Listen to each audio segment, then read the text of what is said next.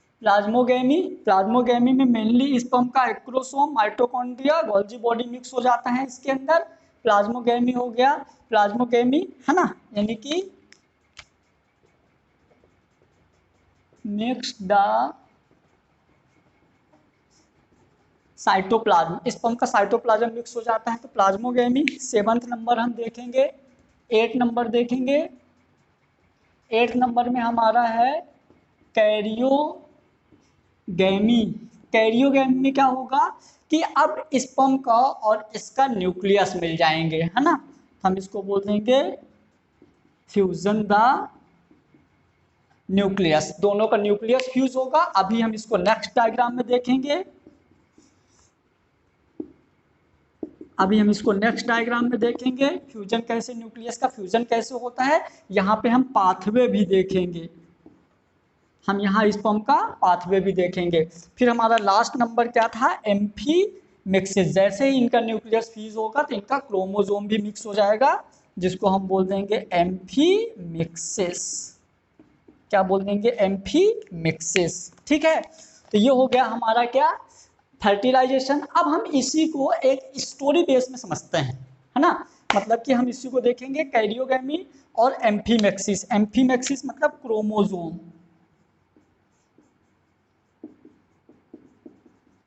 Chromosome mix हो जाते हैं या फ्यूज हो जाते हैं, जिसको हम बोलते हैं क्या, एम्फीमेक्सिस। अब चलिए हम इसी को एक स्टोरी बेस समझते हैं। चलिए अब हम इसको एक स्टोरी बेस समझते हैं। तो स्टोरी बेस में यदि हम समझें तो यहाँ पे हम अपने को यहाँ पे मैरिज कराना है, यहाँ पे शादी कराना है। ठीक है, शादी कराना है तो शादी किसके बीच होगा, दूल्हा और दुल्हन के बीच, है ना। तो अपन एक काम करते हैं, जब शादी कराते हैं तो शादी में स्पर्म के न्यूक्लियस को हम ले लेते हैं दूल्हा,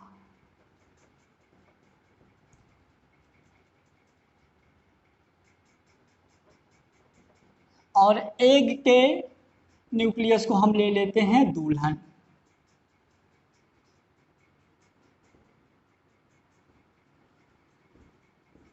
क्या ले लेते हैं, दुल्हन।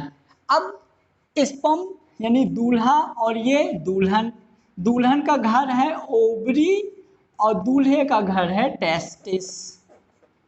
ठीक है, इन दोनों का घर हो गया, दूल्हा का घर हो गया टेस्टिस और दुल्हन का घर हो गया ओवरी। अब यहाँ पे क्या होता है, दोनों की शादी हो गई, शादी होने के बाद रिश्ते आपस में जुड़ गए, है ना। अब यहाँ पे क्या हुआ, जैसे दोनों की शादी हुई तो शादी कैसे होती है, शादी पहले लड़का लड़की को देखने गया, लड़की लड़के को देखने गया, दोनों एक दूसरे को व्हाट्सएप की मतलब कि जैसे मान लो ओवरी और टेस्टिस। अब क्या होगा, ये टेस्टिस गई कहाँ, ओवरी के घर। जैसे ओवरी के घर टेस्टिस गई तो इसके ओवरी से मतलब सुंदर दुल्हन से आई कांटेक्ट हुआ, नैन से नैन मिले। ठीक है, जैसे दोनों के नैनों से नैन मिले मतलब कि इसके टेस्टिस के स्पर्म और ओवरी के एग के नैनों से नैन मिले। जैसे इन दोनों के नैनों से नैन मिले तो क्या हुआ, स्पर्म को पता चल गया कि अब अपने को तैयारी शुरू कर देना चाहिए, और स्पर्म ने तैयारी शुरू कर दिया, जो कि होने लगा स्पर्मेटोजेनेसिस। क्या होने लगा, स्पर्मेटोजेनेसिस।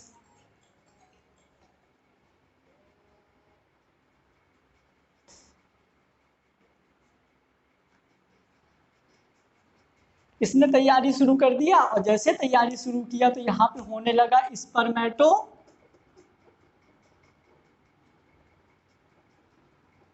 जेनेसिस और बन गया स्पर्म। यहाँ भी तैयारी शुरू होने लगी और यहाँ पे होने लगा ऊजेनेसिस, और यहाँ पे बन गया क्या, ओबम या एग। यहाँ पे बन गया ओबम या एग। ठीक है, मतलब मेनली सेकेंडरी oocyte। अब क्या हुआ कि अब देखिएगा, अब जो लड़के वालों में तो टेंशन नहीं रहती, लड़के वालों में तो टेंशन नहीं रहती। लड़के वालों को क्या करना है, ना घर की ज़्यादा सजाई ना कुछ, लड़कियों वालों को बहुत दिक्कत रहती है।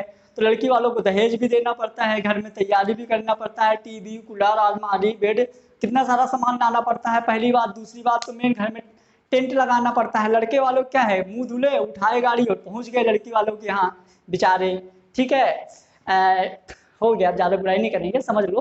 तो अब क्या हुआ, जैसे ये तैयारी हो गया, दूल्हा स्मार्ट हो गया, ठीक है, मतलब ये बढ़िया शेविंग वेविंग करवा के ब्यूटी पार्लर से जाके एकदम स्मार्ट होके ये हमारा दूल्हा रेडी हो गया। ये दूल्हा रेडी हो गया। यहाँ पे एक क्रोसोम भी लिया है, यानी कि बॉम्ब पटाके पटाके बॉम्ब पटाके ये सब लिया हुआ है, ठीक। अब दिक्कत सबसे ज्यादा लड़की वालों के यहाँ है। लड़की वालों ने क्या किया, ये देखिए, पहले जोना पहलू सीधा, मतलब एक बड़ा सा गोल तंबू लगा लिए लड़की वालों ने। उस तंबू के अंदर खाने माने की व्यवस्था सब, ठीक है, खाने की व्यवस्था और ये सारी चीजें हो गए। अब लड़की वालों की इधर साइड जो लड़की के घर वाले थे, मतलब सोडियम पोटेशियम हाइड्रोजन ये सारी चीजें स्टार्ट हो गई, मतलब दुल्हन के साइड ये सारा हमारा तंबू स्टार्ट हो गया, ठीक है। अब ये दूल्हा यहाँ से टेस्टिस से निकला, और ये दूल्हा देखो कितना आलसी इंसान है, पहले टेस्टिस से निकला और गया भाई ये एपिडिडाइमिस में। कहाँ गया, पहले एपिडिडाइमिस में गया, और एपिडिडाइमिस में इसका क्या हुआ, मैचुरेशन। मैचुरेशन मतलब एपिडिडाइमिस में गया, 24 घंटे यहाँ पे रुका, बढ़िया रेस्ट मस्ट किया। एपिडिडाइमिस के बाद ये कहाँ कहाँ पहुँचे भाई, वेजाइना में। एपिडिडाइमिस के बाद ये कहाँ पहुँचे, वेजाइना में। वेजाइना मतलब कि लड़कियों का, मतलब वो लड़की वाले के यहाँ पे एक जन्मास दे देते हैं घर के बाहर। घर के बाहर जाओ खाना पीना खाओ, तो लड़की वालों के यहाँ पे एक जन्मास दे देते हैं वेजाइना, जहाँ पे स्पर्म का होता है कैपासिटेशन। क्या हुआ यहाँ पे, कैपेसिटेशन। तो लड़का टेस्टिस के सेमनीफेरस ट्यूब्यूल से निकल के लड़की के यहाँ वेजाइना वाले घर तक पहुंच गया। उस टाइम पे दुल्हन भी ब्यूटी पार्लर में रहती है। उस टाइम पे दुल्हन भी ब्यूटी पार्लर मतलब गई थी, मतलब ओवरी में रेडी हो रही थी ओजेनेसिस के थ्रू। यहाँ पे उसका काम चल रहा था, तो मतलब मंडप में घर वाले तैयारी में लगे हुए थे। तो जैसे ही वो ब्यूटी पार्लर से रेडी हुई, यहाँ से दूल्हे ने व्हाट्सअप कर दिया कि हेलो मैं आ गई, हेलो मैं आ गया। उधर से रिप्लाई आया आओ। अब इंतजार तो हो ही नहीं रहा दोनों से, ठीक है, अब बस मिलना है, लेकिन मिल नहीं पा रहे। कोई बात नहीं, उस टाइम पे इतना टेक्नोलॉजी नहीं था कि वीडियो कॉलिंग कर लें। वीडियो कॉलिंग कर भी ले तो कैसे करें, दूल्हे के पास उसके दोस्त बैठे हुए हैं, ठीक है, बोलेंगे रहा नहीं जा रहा, ठीक। अब इसके बाद देखो, जैसे इसको यहाँ पे वेजाइना में होता है कैपेसिटेशन, मतलब अब दूल्हा रुका हुआ है, अब दुल्हन ब्यूटी पार्लर में है, घर वाले सब रेडी हो गए। अब क्या हुआ, दुल्हन बड़े मुश्किल से 14 दिन बाद, बड़े मुश्किल से कितने दिन बाद, बड़े मुश्किल से 14 दिन बाद, 14 दिन बाद जब ओवुलेशन होता है, तो 14 दिन तक तैयार हुई भाई ब्यूटी पार्लर में, ठीक है। 14 दिन बाद वो दुल्हन कहाँ गई, एम्पुला में, मतलब अपने घर में, वो जहाँ पे मंडप सजा हुआ था। 14 दिन बाद कहाँ गई, एम्पुला में, है ना। अब वो पूरा का मंडप लेके चली गई कहाँ, एम्पुला में। जैसे ही पूरा मंडप लेके एम्पुला में गई और दूल्हे को लाइटिंग वाइटिंग दिखी, दूल्हा खुश, मतलब स्पर्म खुश, मतलब स्पर्म कहाँ से, वेजाइना से चलना स्टार्ट कर दिया। कहाँ साइड, फैलोपियन ट्यूब साइड, बढ़िया डीजे मीजे बजाते और गाना वाना गाते दूल्हा यहाँ से चला कहाँ पे, अब दोनों पहुँच गए एम्पुला वाले पार्ट में। जैसे ही एम्पुला वाले पार्ट में पहुंचे, तो अब दूल्हा डांस मांस करते करते कहाँ, एम्पुला वाले पार्ट में पहुंचा। उधर से दुल्हन रेडी थी। अब जो गेट रहता है वहां, जैसे ही गेट में दूल्हा पहुंचा, तो लड़की के घर वाले आए और उसको गोद में उठाए। जैसे ही अपने यहाँ रिवाज होती है ना कि लड़की के घर वाले दूल्हे को अपने गोद में उठा के मंडप तक ले जाते हैं, तो जैसे दूल्हे को लड़की वाले आए और गोद में उठाए, और जैसे ही गोद में उठाए, उसकी बेचारे की जो कैप थी वो गिर गई, मतलब कि पूंछ ब्रेक हो गई। जो इसका टेल वाला पार्ट था ब्रेक हो गया, मतलब कि सिर्फ मिडिल पीस, यानी कि उसका मिडिल पीस और हेड ही एक के अंदर जाता है, मतलब टेल वाला पार्ट ब्रेक होके बाहर रह गया। मतलब उसकी टोपी तो वहीं गिर गई, मतलब पूंछ तो उसकी वहीं गिर गई। अरे वो टोपी में पीछे पूंछ लगी रहती है ना, तिगड़ी तिगड़ी जब घोड़ा जाता है तो पीछे नहीं उड़ती है, उस तरह की पूंछ उसके टोपी में लगी रहती है। तो पूंछ यानी कि उसके पीछे ही गिर गई, वो सिर्फ बचा अंदर, बेचारे की हालत पस्त, भारी भरकम था इतना ज़्यादा। जैसे ही उसके अंदर जाता है, एक तो परेशान, क्योंकि यहाँ से उठा के ले गए थे उसको, phagocytosis of the sperm, phagocytosis उठा के ले गए थे उसके अंदर, ओवम के अंदर। जैसे ओवम के अंदर गया, इतना विशाल सिस्टम देख के भाई वो परेशान, वहाँ पे sodium, hydrogen, potassium, cytostatic factor, acidic medium देख के हैरान भाई हो। और जैसे उसके अंदर जाता है मंडप में एकदम हलचल मच गई। उधर जो दुल्हन की सालियां थी, दूल्हे का भाई था, उसके रिश्तेदार थे, अरे दूल्हा आ गया, दूल्हा आ गया, दूल्हा आ गया, सारे के सारे एकदम रेडी मेडी होने लगे, कपड़े वपड़े चेंज करने लगे। ठीक है, मतलब उसके अंदर एक्टिविटी बहुत तेज स्टार्ट हो गई, जिसको हम बोलते थे क्या, गायनेकोजेनेसिस।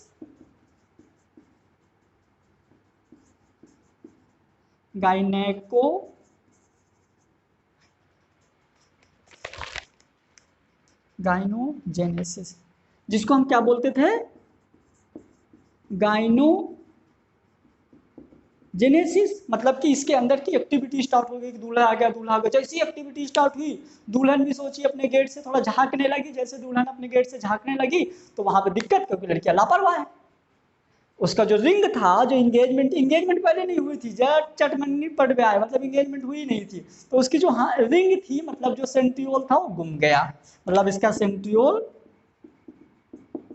जो इसका सेंट्रियोल था वो खराब हो गया, मतलब वहां पे डिस्ट्रॉय हो गया। जब इसका सेंट्रियोल डिस्ट्रॉय हो गया, अब दुल्हन क्या करे, मम्मी से बताती है तो पिटेगी, पापा से बताते हैं तो डांट खाएगी, अब वो करे तो करे क्या।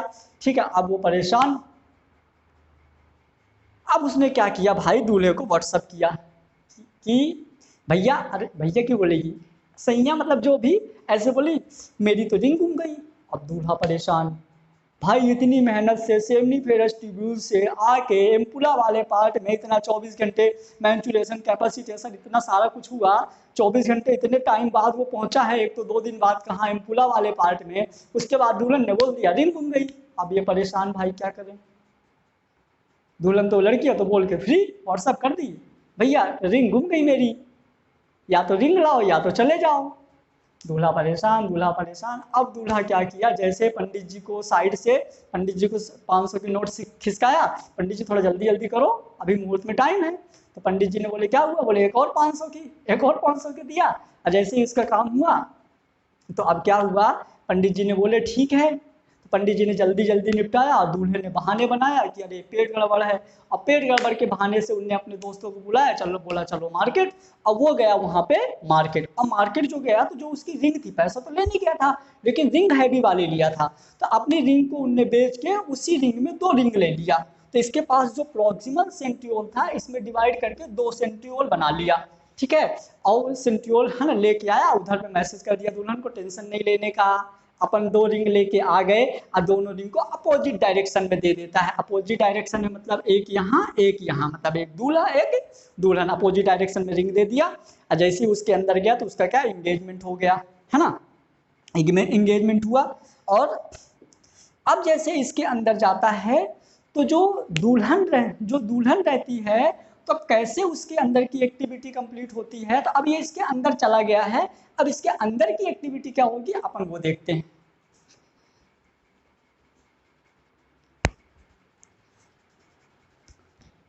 जैसे ही उन्होंने उसको रिंग दिया, रिंग देने के बाद दोनों हैप्पी के बाद इधर खाना माना था, तो डीजे मतलब कि लाइट ना खराब हो, तो पहले से अरेंजमेंट करके रखे थे, पंप रखे थे, सोडियम हाइड्रोजन पंप रखे थे। इस पंप के थ्रू उन्होंने क्या किया, यहाँ पे पंप में लाइट माइट चला के रखे थे, तो लोग अंदर बाहर जा रहे थे, बाहर से हाइड्रोजन आ रहे थे, अंदर से सोडियम जा रहे थे। पब्लिक आती है ना बाहर दूल्हे को देखने, ठीक है, तो इधर लोग बाग अंदर बाहर हो रहे थे, क्योंकि जो लड़के वाले रहते हैं अंदर जाके लड़कियों वालों को देखते हैं, लड़की वाले जो रहते हैं लड़के वालों को देखते हैं, ये काम चल रहा होता है। ठीक है, और कुछ टाइम बाद वहाँ पे खाना माना भी सब शुरू हो जाता है। उसके बाद अब हमारा सिस्टम बचता है कि दूल्हा और दुल्हन मिलेंगे कैसे, तो दूल्हा और दुल्हन मिलने का तरीका अपन यहाँ देखते हैं। ये हम थोड़ा साफ सुथरा ले लेते हैं।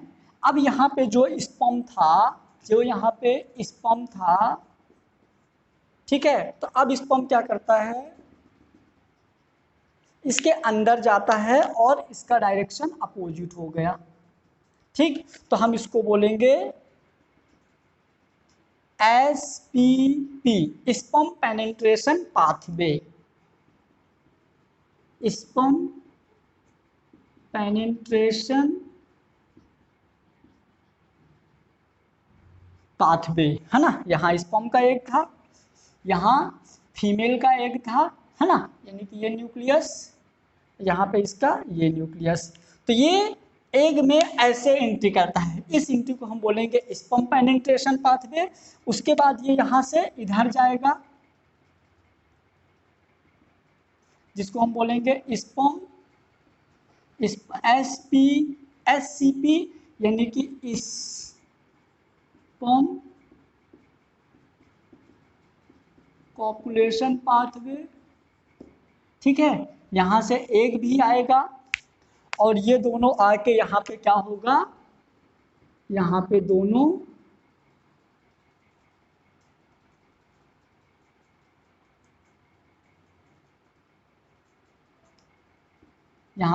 का कॉपुलेट मतलब फर्टिलाइजेशन हो जाएगा। ये एग जब इधर से आएगा तो एग के इधर को आने को बोलेंगे ECP यानी एग पॉपुलेशन पाथवे। उसके बाद ये दोनों फिर इधर चले जाएंगे जो कि जाइगोट, जैसे यहाँ पे जाइगोट बना तो ये दोनों इधर आ जाएंगे, है ना, ये दोनों इधर आ जाएंगे जिसको हम बोलेंगे CP यानी कि क्लीवेज पाथवे। क्लीवेज पाथवे, ठीक है। तो अब क्या हुआ देखो, जैसे स्पर्म इसके मंडप के अंदर गया तो स्पर्म पहले गया स्पर्म पेनिट्रेशन पाथवे, यहाँ पे पंडित जी ने पूजा पाठ कराया।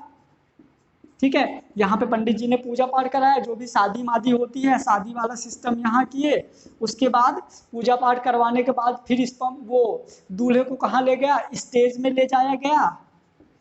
तो ये स्टेज है, दूल्हे को स्टेज में ले जाया गया, यहाँ पे जयमाला पड़ा, यहाँ जयमाला पड़ा। जैसे दूल्हा स्टेज में गया तो यहाँ जयमाला पड़ा। तो इस वाले रास्ते को जब दूल्हा जा रहा था तो इसको हम बोल रहे थे स्पर्म पॉपुलेशन पाथवे। उधर से दुल्हन भी आ रही थी, ये दूल्हा जा रहा था, उधर से दुल्हन भी आ रही थी, उधर से दुल्हन भी आ रही थी। तो दुल्हन के आने को हम क्या बोलेंगे, एग पॉपुलेशन पाथवे। यहाँ पे दोनों को देखो जयमाला पड़ गया, जयमाला पड़ने के बाद दोनों क्या किए, अपने साइड से दोनों, जैसे जयमाला पड़ा, जयमाला पड़ने के बाद दोनों एक हो गए, जयमाला पड़ने के बाद दोनों एक हो गए, एक इधर अपने अलग से रूम पे आ गए जिसको हमने बोल दिया क्लीवेज पाथवे। दोनों अलग से इधर पे रूम पे आ गए जिसको हमने बोल दिया क्लीवेज पाथवे। अब उनके रूम पे भाई, अब दोनों की शादी हो गई, दोनों कुछ भी करें कोई मतलब क्या है, लेकिन एक बहुत बेकार इंसान थे जिनको हम बोलते हैं न्यूपोर्ट। अब इसके यहाँ पे एक खिड़की थी, यहाँ पे एक विंडो था, ठीक है, इस विंडो से दोनों का, अब ये दोनों का यहाँ पे न्यूक्लियस मिल रहा था। अब जब इस न्यूक्लियस को मिल रहा था, है ना, अब ये दोनों के यार इसका और इसका न्यूक्लियस मिल गया, लेकिन दिक्कत ये थी कि इसके रूम में एक विंडो था और इस विंडो से ओ हर्टविग ने देख लिया और इन्होंने बोल दिया एम्फीमिक्सिस। एम्फीमिक्सिस मतलब कि सबसे पहले सी आर्चिन के एग में, सबसे पहले सी आर्चिन की एग में एम्फीमिक्सिस को किसने देखा, ओ हर्टविग। मतलब जब दोनों के न्यूक्लियस फ्यूज हो रहे थे तो ओ हर्टविग ने देखा। और सबसे पहले जब स्पर्म एग के अंदर एंट्री कर रहा था, स्पर्म एग के अंदर एंट्री कर रहा था तो इसको किसने देखा था, न्यूपोर्ट। न्यूपोर्ट इन दोनों साइंटिस्ट को रहा नहीं गया और देख के पूरी दुनिया को बता दिए। इसीलिए हम आज बोलते हैं कि स्पर्म का एक साइड जाना, स्पर्म का एक साइड जाने के पाथवे को किसने बताया था, न्यूपोर्ट ने। और जब यहाँ पे एम्फीमिक्सिस हो रहा था, मतलब दूल्हा और दुल्हन के जब न्यूक्लियस मिल रहे थे तो उस चीज को उसको किसने देखा, ओ हर्टविग ने, जिसको हमने बोल दिया एम्फीमिक्सिस। ठीक है, तो ये हो गया हमारा फर्टिलाइजेशन, कंप्लीट फर्टिलाइजेशन। आप लोगों को जो भी डाउट हो आप लोग बता दीजिए, बहुत इंपॉर्टेंट है, इसको बार बार रिवीजन करिए। इसके बाद आप इसकी बुक की थ्योरी भी पढ़िए, आपको बढ़िया से अच्छे से समझ में आ जाएगा। ठीक है, यहाँ पे हम एक चीज और आप लोगों को बता बोलते हैं, फर्स्ट मैसेंजर जो कि जेनेटिक इंफॉर्मेशन ले जाता है,